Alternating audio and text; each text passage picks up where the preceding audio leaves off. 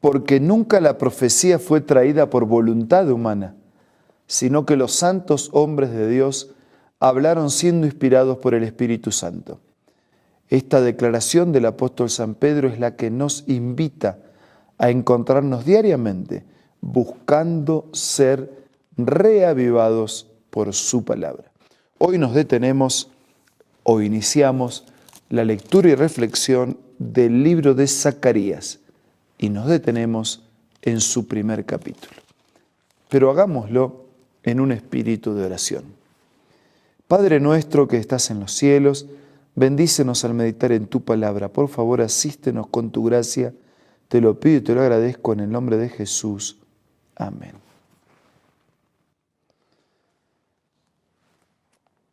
El libro de Zacarías fue escrito por Zacarías, que fue profeta y además sacerdote, y que también hizo parte de los que fueron liberados del exilio babilónico. En el capítulo 1 nos encontramos con un contexto de justicia y de misericordia.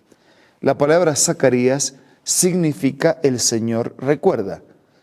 El Señor recordó su promesa, recordó a su pueblo en aflicción y actuó con justicia y con misericordia.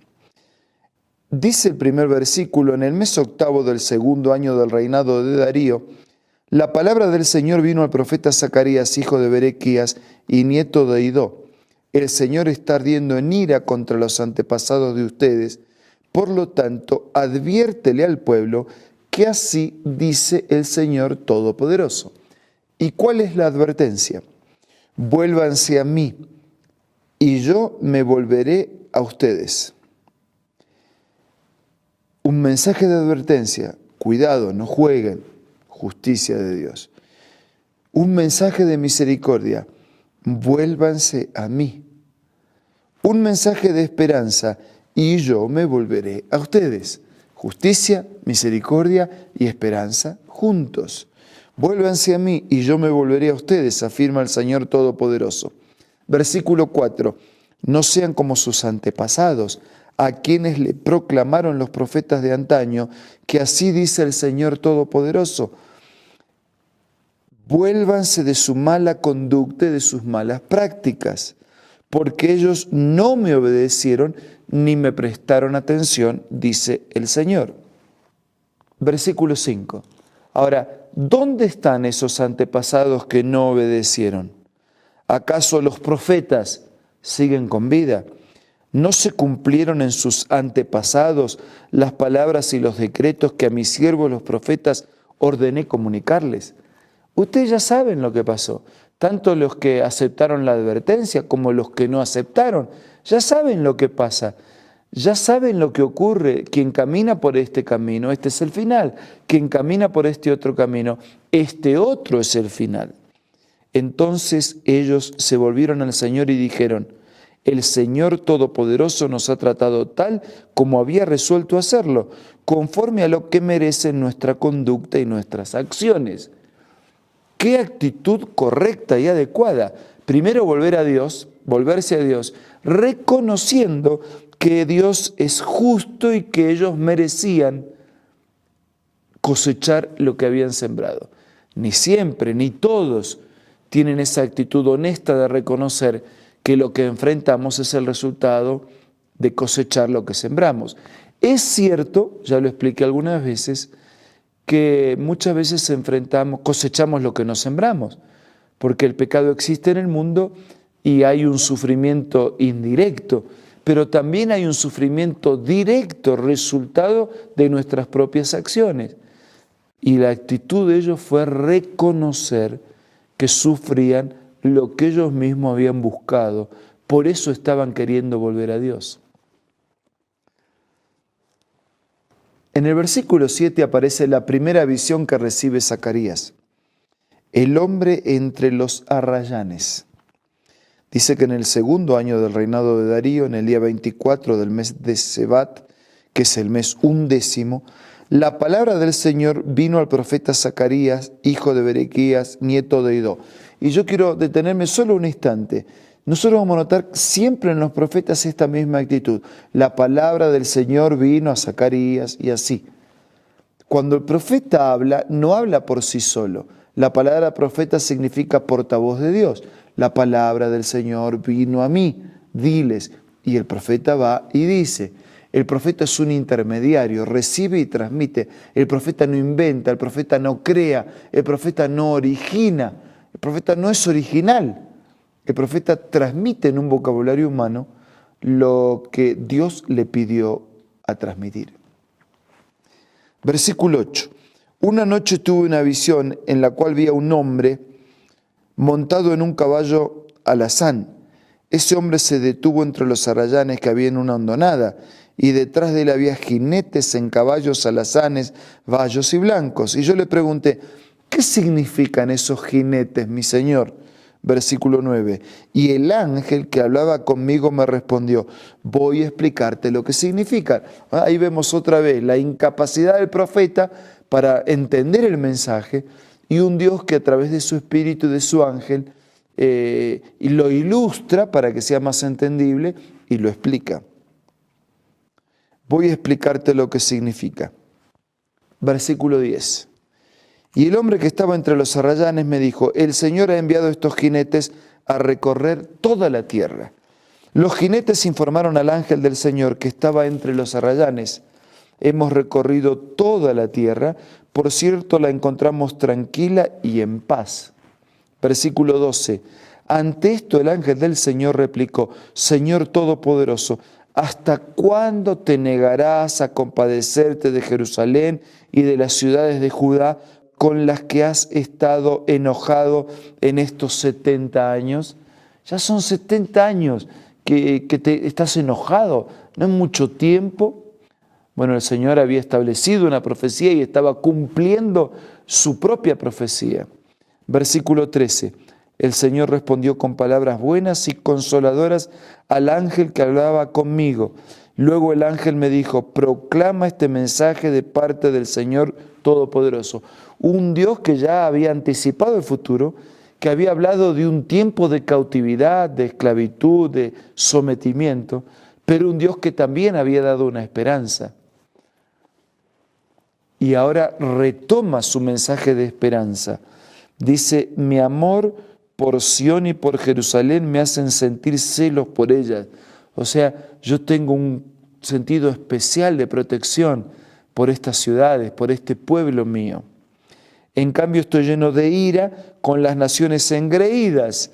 Mi enojo no era tan grave, pero ellas lo agravaron más. Es que cuando nos oponemos a Dios, nos ponemos en un lugar debajo del paraguas sobre el cual el Señor, nos salimos debajo del paraguas, debajo del cual el Señor puede protegernos.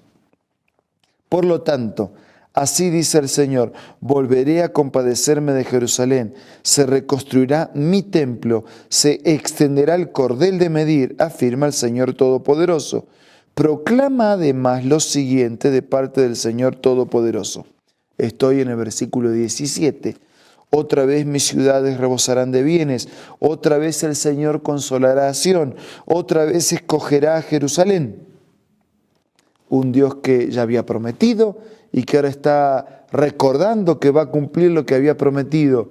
Su pueblo recuperado, su ciudad recuperada, su templo recuperado, el regreso del exilio y de la esclavitud iba a ser una realidad. Versículo 18, segunda visión. Alcé la vista y vi ante mí 4 cuernos. Le pregunté entonces al ángel que hablaba conmigo, ¿qué significan estos cuernos?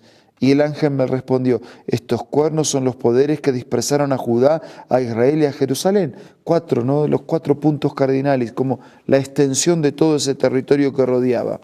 Luego el Señor me mostró 4 herreros. Le pregunté, ¿y estos qué han venido a hacer? Y el Señor me respondió, los cuernos son los poderes que dispersaron a Judá a tal punto que nadie pudo volver a levantar la cabeza.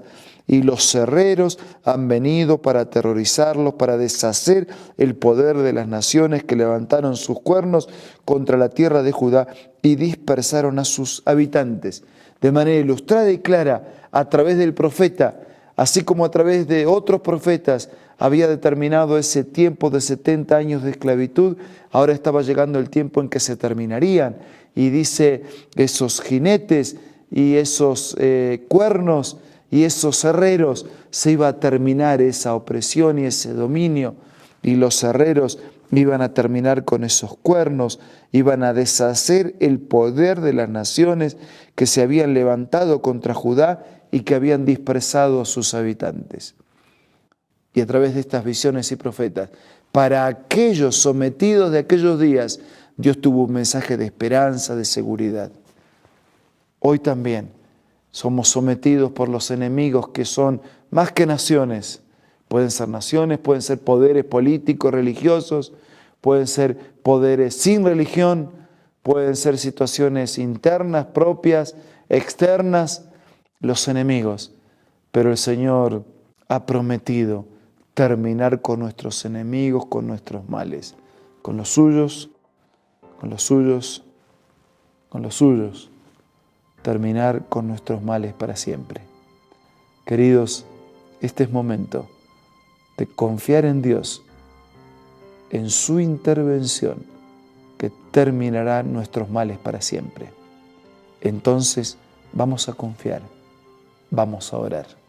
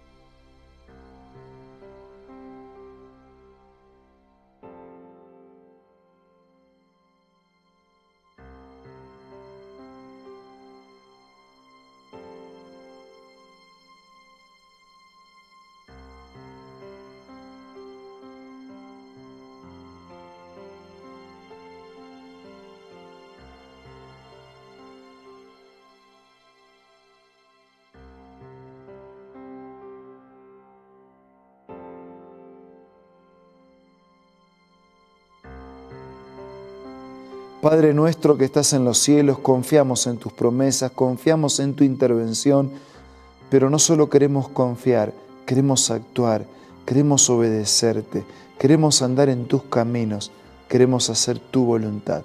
Por favor, bendícenos, por favor, asístenos con tu gracia, con tus promesas.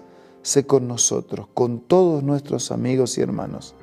Te lo pido y te lo agradezco en el nombre de Jesús. Amén.